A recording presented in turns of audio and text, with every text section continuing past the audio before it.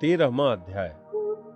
श्री सुखदेव जी कहते हैं, महादानी परीक्षित, वृत्रासुर की मृत्यु से इंद्र के अतिरिक्त तीनों लोक और लोकपाल तत्क्षण परम प्रसन्न हो गए। उनका भय, उनकी चिंता जाती रही। युद्ध समाप्त होने पर देवता, ऋषि, पितर, भूत, दैत्य और देवताओं के अनुचर गंधर्व आदि इंद्र से बिना पूछे ही अपने अपने लोक को लौट चले। इसके पश्चात ब्रह्मा, शंकर और इंद्र आदि भी चले गए।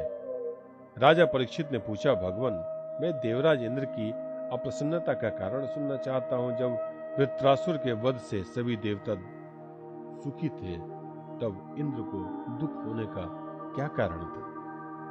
श्री सुखदेव जी ने कहा, परीक्षित, जब वृत्रासुर के पराक्रम से सभी देवता और ऋषि महर्षि अत्यंत भयभीत हो गए, तब उन लोगों ने उनके वध के लिए इंद्र से प्रार्थना की, परंतु वे ब्रह्म हत्या के भय से उसे मारना नहीं चाहते थे। देवराज इंद्र ने उन लोगों से कहा, देवताओं और ऋषियों, मुझे विश्वरूप के वध से जो ब्रह्म हत्या लगी थी, उसे तो स्त्री, पृथ्वी, जल और वृक्षों ने कृपा करके बांट लिया है। अब यदि मैं वृत्र का वध करूं, तो उसकी हत्या से मेरा छुटकारा कैसे होगा? श्री सुखदेव जी कहते हैं, देवराज इंद्र की बात सुनकर ऋषियों ने उनसे कहा, देवराज, तुम्हारा कल्याण हो, तुम तनिक भी भय मत करो, क्योंकि हम अश्वमेध यज्ञ कराकर तुम्हें सारे पापों से मुक्त कर देंगे। अश्वमेध यज्ञ के द्वारा सबके अंतर्यामी सर्वशक्तिमान परमात्मा नारायण देव की आराधना करके तुम संपूर्ण जगत का वध करने के पाप से मुक्त हो जाओगे। फिर वृत्रासुर के वध की तो बात ही क्या है। देवराज, भगवान के नाम कीर्तन मात्र से ही ब्राह्मण पिता, गौ माता, आचार्य आदि की हत्या करने वाले महापापी, कुत्ते का मांस खाने वाले चंडाल और कसाई भी शुद्ध हो जाते हैं। हम लोग अश्वमेध नामक महायज्ञ का अनुष्ठान करेंगे। उसके द्वारा श्रद्धा पूर्वक भगवान की आराधना करके तुम ब्रह्मा पर्यंत समस्त चराचर जगत की हत्या के भी पाप से लिप्त नहीं होगे।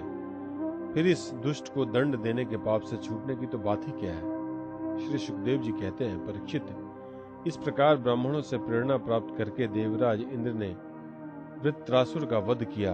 अब उसके मारे जाने पर ब्रह्म हत्या इंद्र के पास आई और उसके कारण इंद्र को बड़ा क्लेश, बड़ी जलन सहनी पड़ी। उन्हें एक क्षण के लिए भी चैन नहीं पड़ता था। सच है, जब किसी संकोची सज्जन पर कलंक लग जाता है, तब उसके धैर्य आदि गुण भी उसे सुखी नहीं रख पाते। देवराज इंद्र ने देखा कि ब्रह्म हत्या साक्षात चंडाली के समान उसके पीछे पीछे दौड़ी आ रही है।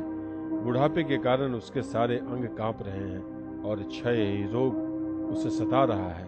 उसके सारे वस्त्र खून से लथपथ हो रहे हैं। वह अपने सफेद सफेद बालों को बिखेरे ठहर जा इस प्रकार चिल्लाती आ रही है। उसके श्वास के साथ मछली की सी दुर्गंध आ रही है, जिसके कारण मार्ग भी दूषित होता जाता है। राजन, देवराज इंद्र उसके भय से दिशाओं और आकाश में भागते फिरे। अंत में कहीं भी शरण न मिलने के कारण उन्होंने पूर्व और उत्तर के कोने में स्थित मानसरोवर में शीघ्रता से प्रवेश किया। देवराज इंद्र मानसरोवर के कमलनाल के तंतुओं में 1000 वर्ष तक छिपकर निवास करते रहे और सोचते रहे कि ब्रह्म हत्या से मेरा छुटकारा कैसे होगा।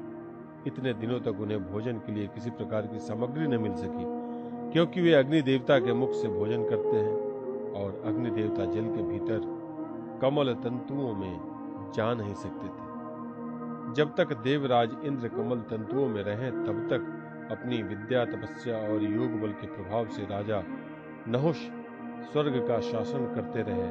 परंतु जब उन्होंने संपत्ति और ऐश्वर्य के मद से अंधे होकर इंद्र पत्नी शची के साथ अनाचार करना चाहा, तब शची ने उनसे ऋषियों का अपराध करवाकर उन्हें शाप दिला दिया, जिससे वे सांप हो गए।